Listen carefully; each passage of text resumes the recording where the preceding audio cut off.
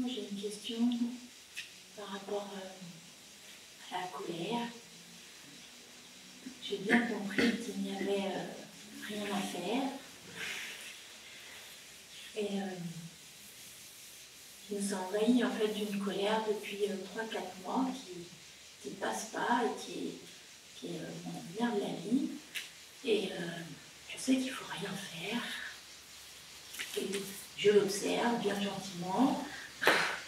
Et toujours là, alors je me dis peut-être que je ne l'observe pas de la bonne manière, ou je ne sais pas, parce que j'attends qu'elle se dissolve, mais elle ne se dissout toujours pas. Je ne devrais pas attendre, je sais, mais voilà, du coup, je ne sais pas comment prendre cette affaire. Tant que vous avez un intérêt affectif dans le résultat d'une observation, cette observation ne peut pas être neutre. Donc, quand vous voulez que cette colère s'élimine, vous ne pouvez pas observer la colère. Si vous l'observez par rapport à un schéma qui vise une élimination. Quand on vise quelque chose, on n'est pas neutre. Si vous voulez que cette colère suive son cours, parce que il n'y a pas de raison vraiment d'éliminer la colère. La colère, c'est une réaction. Ça veut dire l'image de la personne a été mise en question. Tôt ou tard, vous ne prendrez plus pour une personne, vous ne pourrez plus être en colère. Mais si cette colère vous intéresse, et c'est tout à fait légitime, alors il faut explorer cette colère sans but. Quand vous allez l'explorer avec le but de l'éliminer, bien sûr, cette exploration n'est pas une observation, c'est une participation affective. Donc, écoutez cette colère sans commentaire, sans la légitimer, sans la critiquer, simplement la sentir. Il n'y a pas rien à faire. Dire rien à faire, ça ne veut rien dire. Mais simplement constater tactilement la résonance de la colère. Si votre chien vous demande comment tu sais que tu es en colère, vous allez lui dire je le sens. Alors vous sentez la colère. Alors où est-ce que vous la sentez? Vous la sentez dans votre corps. Donc, où est cette région du corps qui vous fait dire je le sens? Et vous le sentez. Si je vous demande comment vous savez que vous êtes en colère, vous allez dire je le sens bien. Donc vous le sentez. Donc à vous d'explorer tactilement. Il y a une zone du corps qui s'exprime, qui vous fait dire je suis en colère. Ou je sens la colère. Donc vous allez commencer à devenir intime avec cette expérience sensorielle de la colère. Alors des fois, si la colère n'est pas très profonde, le simple fait d'observer sans commenter, des fois permet que la colère se déploie, se dilate et s'élimine. Ça, c'est la théorie. Dans la pratique, des fois, quand le nœud est très profond, si c'est une colère très ancienne, sinon qui a toujours été là, si elle a 3 mois, elle va partir dans l'observation. Mais si elle a 30 ans, elle ne va pas partir dans l'observation. Si vous vous rendez compte qu'il y a toujours eu cette colère, chaque fois avec des sujets différents, mais la colère était là, pour presque dire avant vous, à ce moment-là, il faut qu'il y ait une action fonctionnelle. Mais l'action fonctionnelle ne peut venir que de l'écoute. C'est un peu comme quand vous êtes malade et vous écoutez. De cette écoute, vous faites un jeûne, vous prenez un médicament homéopathique, vous allez voir un chirurgien. L'action coule de l'écoute. Donc l'écoute n'est pas à l'opposé de l'action. Mais il faut que l'action vienne de l'écoute et non pas d'une réaction. Il y a des gens, dès qu'ils sont malades, ils courent voir un médecin, ils n'écoutent même pas. Ça, c'est une fuite. Et des fois, je suis malade, j'écoute cette expérience tactile de la maladie, et dans cette écoute me vient l'évidence, je dois voir un médecin, donc je vais voir le médecin. Donc l'action vient de l'écoute. C'est pas l'un ou l'autre, c'est l'un par l'autre. Donc quand vous allez écouter cette colère tactilement, sans la moindre attente, sans la moindre espoir de changer, uniquement de simplement écouter, vous venez ouvert à l'intuition. L'intuition n'arrive que dans un moment sans affect psychologique. Et à ce moment-là, vous pouvez avoir une intuition de changer votre alimentation, de changer votre mari, de changer votre amant, changer votre chien, changer votre manière de voir le monde. Donc l'action peut être là, mais elle vient de l'écoute. Donc c'est pas l'action ou l'écoute. L'action va venir de l'écoute. Mais vous devez pour ça écouter la colère librement, et c'est très difficile. Et je dois voir le mécanisme, je vois combien, dès que la colère apparaît, vous la justifiez, c'est normal, je suis en colère, je ne devrais pas être en colère, ça fait 10 ans que je fais du yoga, ou etc., etc. Non, il n'y a rien à dire. La colère, c'est une sensation, c'est chaud, c'est froid, c'est amer, c'est astringent, c'est aigu, c'est grave, c'est une expansion, c'est lourd, c'est léger, c'est un ressenti.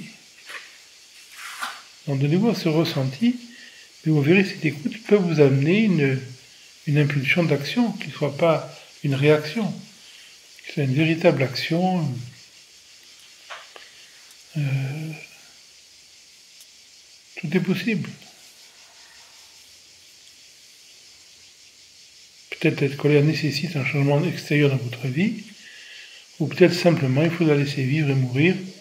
C'est un vieux schéma du passé, etc. Mais il ne faut pas avoir d'opinion préconçue.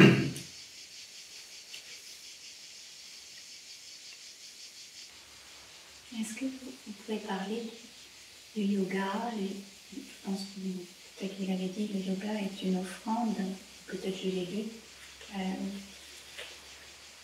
Et la pratique, c'est on offre son cœur. Il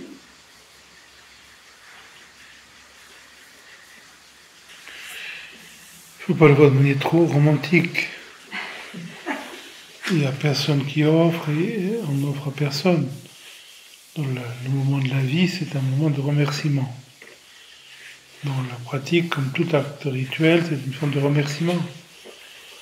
On remercie la vie de ne pas être un crocodile, de ne pas être un zèbre, c'est-à-dire de pouvoir pressentir l'essentialité de la vie, la joie de la vie. Donc le yoga, pas plus que n'importe quel acte, c'est dans une société moderne qu'il y a des actes rituels, des actes sacrés, des actes profanes. Mais c'est ça c'est une vision profane. Dans l'âme traditionnelle, tout est sacré. L'amour est sacré, l'art de la guerre c'est sacré, l'art de la construction des temples c'est sacré, l'art de récolter des moissons c'est sacré, l'art de l'alimentation, la cuisine c'est sacré, le yoga c'est sacré, pas plus que le reste. Mais ici, on a créé un monde profane, donc on a créé des choses sacrées. Mais toute la vie est sacrée. Il ne faut pas dissocier le yoga des autres moments de la vie. Bien sûr, au moment, quand quelqu'un rencontre cette approche, bien sûr, il y a une espèce de différence. On a l'impression qu'il y a la vie profane, et puis le matin, entre 5 et 7, ou 5 et 8, c'est un moment plus intime. Mais il ne faut pas rester trop longtemps là-dedans. Ensuite, quand vous arrêtez la séance, cette vibration, cette écoute, cette vibration va se continuer dans la vie de tous les jours. Quand vous voyez votre amant, votre chien, votre mari, vos voisins, il y a la même écoute. On ne sort pas du sacré pour entrer dans le monde profane. Au début, on le vit un peu comme ça, c'est vrai. Mais très vite, si la pratique n'est pas intentionnelle, si elle vient du cœur, si elle ne vient pas de l'intention de bâtir une capacité, si ce n'est pas une pratique arriviste qui vise à développer des capacités personnelles, et simplement à retrouver cette disponibilité naturelle, vous allez voir que tous les moments de la vie vont s'inscrire dans cette écoute. Et à un moment donné, quand vous jouez à votre enfant, c'est un moment aussi sacré que faire un pranayama. C'est vraiment la même chose. Vous êtes totalement là pour servir votre environnement. Donc on va dire, dans la pratique du yoga, on est intimement conscient de ça. Et ensuite, cette conscience doit sortir de son cadre rituel et s'inscrire dans la vie de tous les jours. Ce qui n'est possible que si la pratique est non intentionnelle. Si la pratique est intentionnelle, mais quand la pratique se finit, l'écoute se finit. Beaucoup de gens sont comme ça. Quand ils finissent une séance de yoga, ils sont plus souples, ils sont plus détendus, mais sur les insultes, ils réagissent exactement comme avant. Pourquoi ? Parce que il revient tout de suite à l'image de la personne.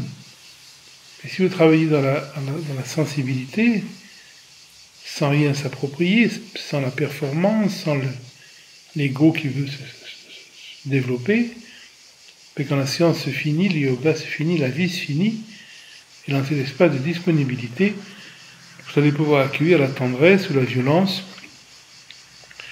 qui vous est servie par la vie, avec la même écoute. La violence n'est pas moins sacrée que la tendresse. Le grand Abdelkader a passé autant de temps à faire la guerre qu'à méditer. Il n'y a pas de différence pour lui. Il n'y avait pas l'acte profane de faire la guerre et l'acte rituel quand il avait toutes ses haltes, toutes ses révélations. Non, c'était la même chose. Il y avait la place pour les deux pendant toute une partie de sa vie. Il n'y a pas de hiérarchie.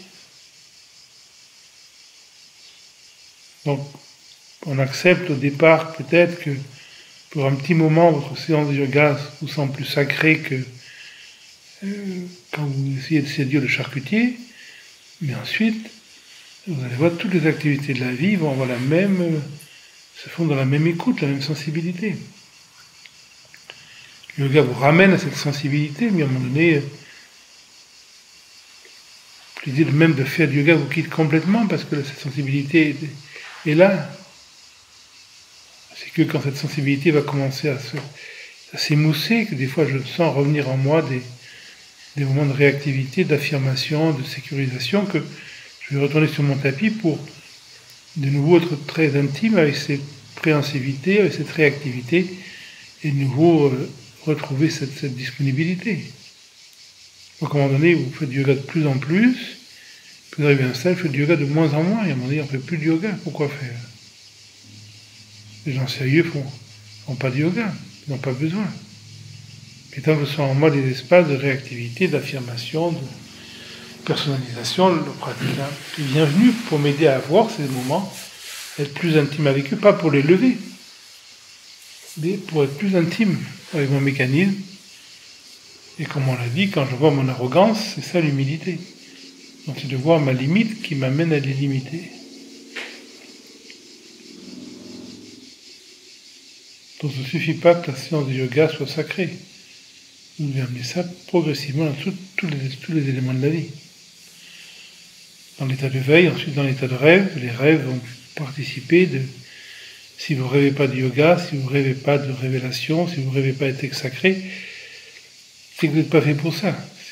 Si la démarche vous concerne, vous allez rêver vous allez recevoir un enseignement dans les rêves, vous allez comprendre, lire des textes dans les rêves, etc., etc., faire des rencontres de gens qui vont vous aider à mieux discerner la perspective dans les rêves. Donc ça fait partie du jeu. Si on rêve pas c'est comme si vous rêvez pas de votre mari, de votre amant, mais vous êtes trompé de mari ou d'amant.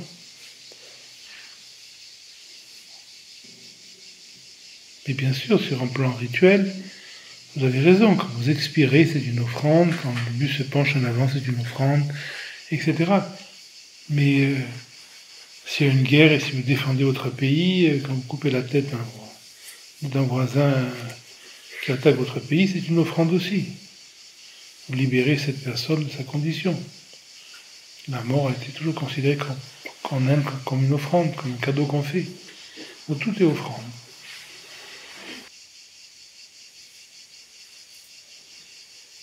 Est-ce que vous pouvez nous parler de la sincérité?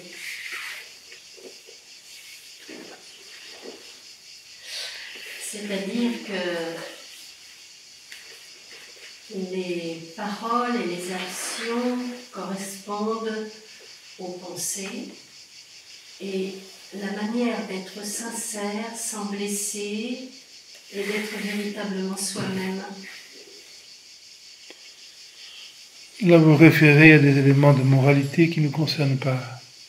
Je respecte d'avoir cette dynamique, mais pour moi, c'est quelque chose qui ne fait aucun sens. Moi, je ne suis pas sincère, je dis ce qu'il faut dire. Si je suis avec un ami qui est en train de mourir, et s'il n'a pas de maturité, s'il me demande est-ce que tu penses que je vais m'en sortir, je vais lui dire oui, bien sûr. Je ne suis jamais sincère, je dis ce qu'il faut dire. Si je suis avec un enfant de 3 ans qui me demande est-ce que Mes parents vont mourir, je dis non, bien sûr tes parents vont pas mourir. Je ne suis pas sincère, je suis fonctionnel. Si pendant une guerre, un ennemi me demande un renseignement qui met en perdition la vie d'autres personnes, je vais mentir également. Moi, j'ai pas de problème avec le mensonge. Pour moi, je ne vais pas être sincère, je vais être fonctionnel avec l'environnement. Je réponds en fonction de l'environnement. 10 personnes posent la même question, il y aura 10 réponses différentes. Pourquoi? Parce que je ne connais pas la vérité. Je n'ai pas l'arrogance de savoir la vérité, mais je ne connais pas la vérité. Par contre, j'écoute celui qui pose la question, il y a une résonance, et je réponds en fonction de cette résonance. Je n'ai pas la prétention de savoir la vérité. Donc je ne peux pas être sincère. Être sincère est celui qui prétend savoir. Nous aussi, on ne sait rien. Et ne pas blesser, ça dépend. Des fois, blesser quelqu'un est tout à fait positif.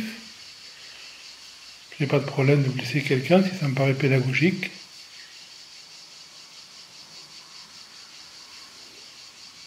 Mais je respecte les gens qui ont une forme de moralité. Ici, on n'est pas dans cette perspective. Moi, j'ai aucune moralité. Je ne sais pas ce qui est bien ou ce qui est mal. J'écoute les situations.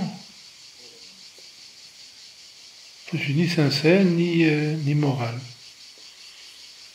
Et j'ai aucun problème de blesser quiconque. Et ça me paraît fonctionnel.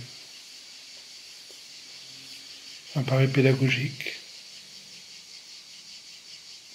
Mais bien sûr, il y a des démarches. Le démarche du yoga de Patanjali rentre dans les yama, niyama. C'est respectable, mais c'est pas du tout la démarche tantrique ne reconnaît pas la validité des yama et niyama, l'observance, abstinence. C'est pas mis dans les angas de la démarche shivaïste.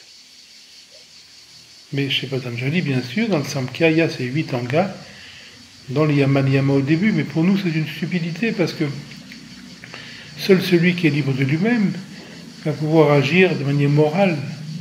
Être moral, c'est être libre de soi-même.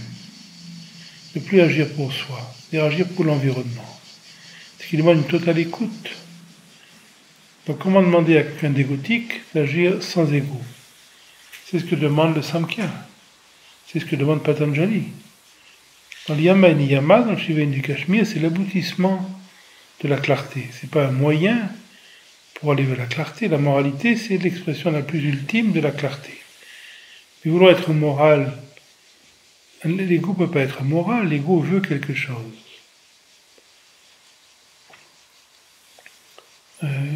C'est pas possible.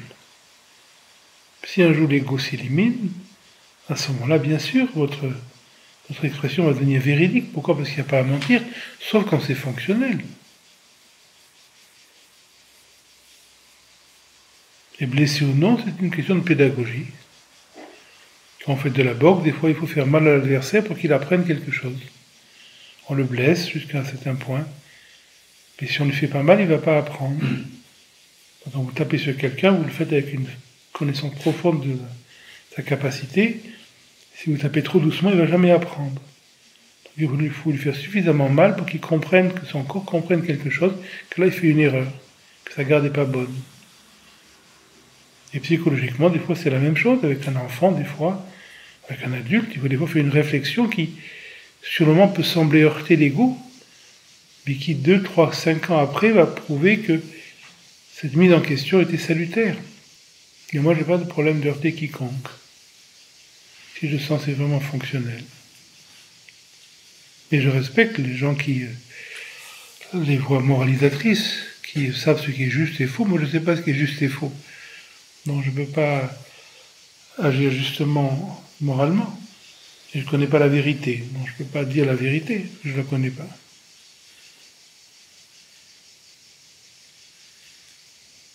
Et je ne suis jamais sincère. Je dis toujours ce que je sens, être fonctionnel à l'environnement.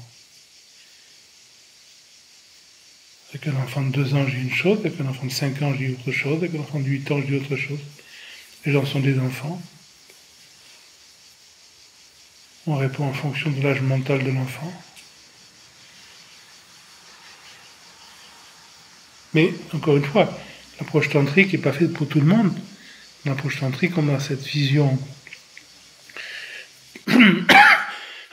pédagogique, mais dans les démarches yogiques de Patanjali, on a effectivement ce que vous avez dit, c'est tout à fait respectable. C'est pas en contradiction. Moi, ça me semble peu fonctionnel. Mais c'est respectable. Là, on rentre dans un élément religieux. Mais ici, on n'est pas religieux.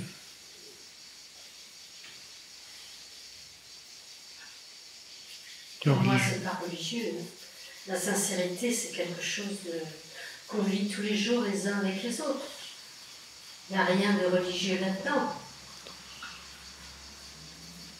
Je ne vois pas ce que pourrait dire être sincère. Quand on est en couple, quand on est... Quelquefois, on ne va pas dire exactement ce qu'on pense parce qu'on a peur de s'exprimer ou on peut avoir peur aussi de blesser quelqu'un ou des choses comme ça. Et donc vous préférez blesser quelqu'un, mais il faut absolument dire ce que vous pensez. Je respecte ça. Moi, je ne blesse pas les gens en leur disant ce que je pense. Pourquoi vous blessez quelqu'un pour dire la vérité?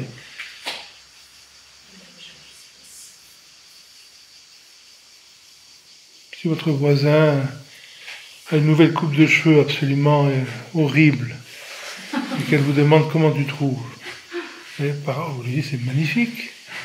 Vous ne dites pas c'est vraiment horrible, j'ai jamais vu une tête aussi moche que la tienne. Non, mais il y a moyen peut-être de dire les choses entre les deux. Moi je fais. Pas obligé de dire que c'est moche, je peux dire t'étais peut-être mieux avant, je sais pas. Moi je félicite toujours les gens de ce qu'ils font. Parce que je pense qu'ils ne peuvent pas faire autrement. C'est uniquement si quelqu'un me pose 3 fois la question, est-ce que vraiment ce que tu dis est vrai, est-ce que tu le sens vraiment, qu'à ce moment-là c'est autre chose. Si la personne me redemande comment tu trouves, je dis c'est magnifique. Si vous demandez une 3e fois, dis-moi vraiment ce que tu sens, selon sa capacité intérieure, selon son degré de traumatisme, selon sa capacité, selon son intelligence, selon notre relation, je vais dire jusqu'à un certain point quelque chose. Et je ne vais pas dire la vérité. Pourquoi? Parce que je ne connais pas la vérité. Moi, mon opinion est subjective. Moi, je trouve cette coiffure absolument monstrueuse. Mais quelqu'un d'autre va la trouver très belle. Mais je ne suis pas quelqu'un d'autre. Donc pourquoi je dois imposer ma limite à cette personne? Pourquoi je dois lui dire c'est vraiment moche, alors quelqu'un d'autre va trouver ça très beau? Pour moi, c'est moche. Je ne vais pas dire la vérité. C'est mon problème de la trouver moche. Pourquoi je dois lui imposer ma limite? Et tout regard est une limite. Moi, je n'impose pas ma limite à mon voisin. Je peux avoir des opinions politiques différentes des vôtres. Je ne vais pas vous imposer mes opinions. Je sais très bien que mes opinions sont limitées. Vous êtes d'un côté, moi je suis de l'autre côté. Je n'ai pas à vous influencer. Je comprends, si j'ai été né où vous êtes né, j'aurais fait les mêmes lectures, je penserais comme vous. Et si vous avez eu les mêmes expériences que moi, les mêmes lectures, vous penseriez comme moi. Ce que je pense n'est pas plus juste que ce que vous pensez, mais j'ai une opinion. Voilà, il y a des gens qui pensent que les droits sont plus importants que les devoirs, ils votent à gauche. Il y a des gens qui pensent que les devoirs sont plus importants que les droits, ils votent à droite. Je ne vois pas un meilleur que l'autre.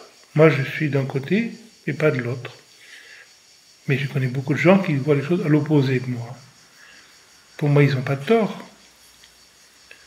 Donc, dans une discussion, je ne vais pas imposer mon point de vue. Il y a des gens qui vont avoir lu Victor Hugo, qui vont avoir lu Proudhon, qui vont avoir lu Marx, qui vont avoir lu Bakounine, etc. Et qui ont une compréhension de la vie d'un point de vue de gauche. Il y a des gens qui ont lu Bainville, qui ont lu Maurras, qui ont lu Daudet, qui ont lu Fustel de Coulanges, Taine, Renan, et qui ont une vision de droite. Mais pourquoi chercher une contradiction? Selon mon expérience, ma vision est de l'un côté ou de l'autre. Donc voilà, dans une discussion, j'écoute l'autre. Je change pas mon idée parce que je ne peux pas en changer. Mon idée vient de mon expérience, celle de ma famille, de tout ce qui s'est passé. Et tout ça m'amène que la conclusion, il faut voter à droite, il faut voter à gauche. Mais celui qui vit l'opposé a tout à fait raison de son point de vue. Donc s'il me demande ce que j'en pense, je ne vais jamais lui dire la vérité. Je vais lui dire, je vois très bien ça, à quel point il se cristallise sur son opinion, et selon son intelligence, selon sa capacité, s'il me demande 3 fois, est-ce que vraiment on peut voir que le monde comme ça? La première fois, je vais lui dire oui, tu as tout à fait raison. La deuxième fois, je vais lui dire, tu as raison, mais il y a des fois d'autres possibilités. La troisième fois, je lui dis, écoute, si tu veux, c'est intéressant, parce que tu me donnes la chance d'exprimer ça, je vais exprimer le point de vue contraire à toi, je vais t'expliquer pourquoi il y a des gens qui voient les choses absolument à l'opposé de toi, et je ne donnerai pas tous mes arguments, je donnerai certains éléments qui, je sens, sont susceptibles d'avoir un certain résonance chez lui. Voilà. Et je ne vais pas dire la vérité, je ne vais pas dire je pense que tu te trompes totalement. Parce que moi, je ne sais pas la vérité. Mais je sais pour qui je vote. Ce qui est une manière de parler parce que je ne vote pas. Mais je sais pour qui je vote mentalement. Et c'est mon propre préjugé. Et je sais très bien que c'est un préjugé. Mais je suis prisonnier de ma lecture, de ma compréhension, de ce que m'a dit ma famille, de ce qu'ont dit mes amis, des études que j'ai faites. Voilà. Mais quelqu'un qui vote à l'opposé de moi a de très bonnes raisons du fait de son expérience. Moi, je n'ai pas d'opinion. Je comprends tous les camps. Moi, je pourrais être de tous les camps.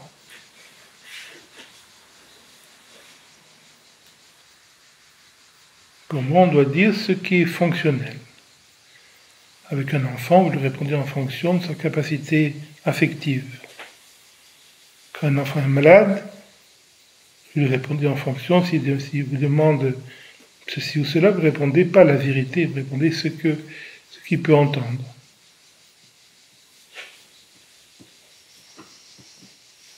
En plus, on ne connaît pas la vérité, moi je ne sais pas. Mais je sais ce que la personne peut entendre. C'est vraiment une fonctionnalité. Mais celui qui a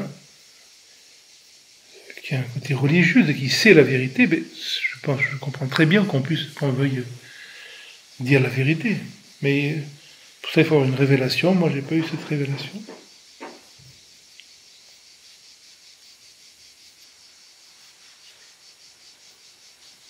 L'écoute amène une forme de sincérité, mais une sincérité pédagogique.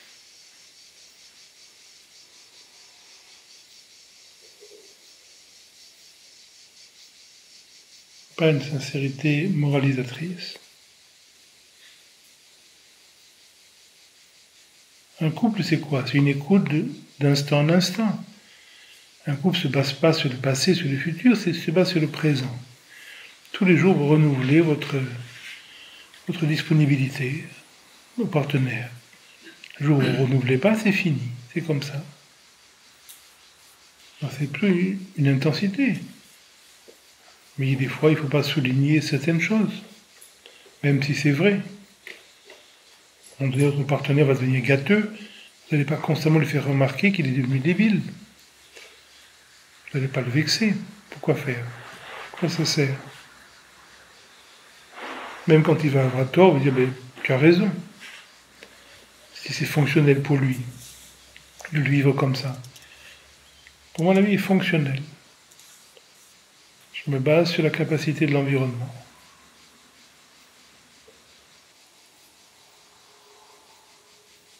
C'est un peu comme avec des enfants. Vous avez un enfant brillant, vous avez un enfant stupide. Mais quand un enfant brillant vous rend un devoir, vous dites, tu aurais pu faire mieux. Quand un enfant stupide vous rend le même devoir, vous dites, c'est magnifique ce que tu as fait. Pourquoi? Parce que comme ça va l'aider. Ça va aider le brillant à être plus brillant, ça va aider le stupide à être moins stupide. Je dis pas au stupide, c'est vraiment nul ton devoir. Et je dis pas au brillant, c'est brillant ce que tu as fait, parce que ça va l'empêcher de poursuivre d'autres capacités.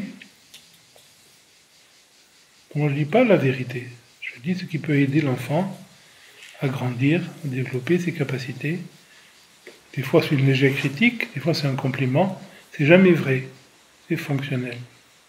C'est dans ce sens-là.